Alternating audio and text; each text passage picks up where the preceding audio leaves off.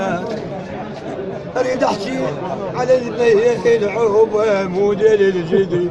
هاي الحكي مال النص لو كان كيفك والله انا مو قاعد اقدر مش انا واحد بس هاي شرف انا بعد صحيح الصاحب خليها صاحي بس خليها خلي نكمل يا اخي. انا صاحب وصاحي يلا يا ابا موديل الجديد. هو يحمي المسج هو يحمي الرائع يا بعد قلبي القوة. بس خلي هذا عم موجنا اضيع ريحة العرق. لا خلينا موجودة. هذا بايدني عمه يا بعد بايدني عمه والله العظيم والله.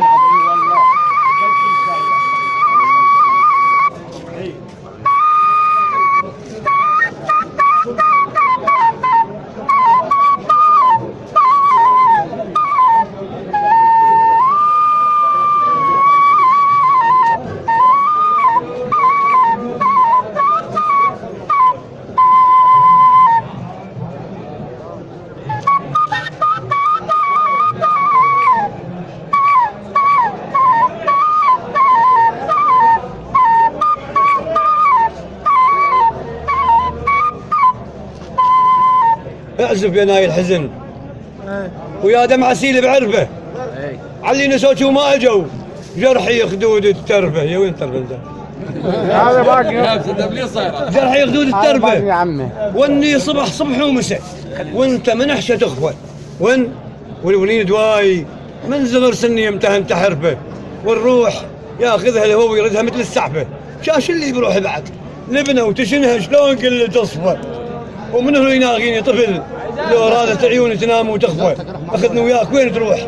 ما بي يا اخي جروح حبيتك وادرى عيون عندك واسعى بالصلب. الله الله الله. يقول مسي لا تصبح علي العصر مسي انكسر من الطبخ والنفخ لك سيقان مثل السيقان وفي يمكن بتتمغلج علي الله. اظل الدوم لا حلا ولا ربط وقاطي بايد علي ولا رباط. الدجاجه غمه من تمشي ورا الباط هاي تفوش بس ديشه غبيه. الله. هذا حب باقي يا عمي.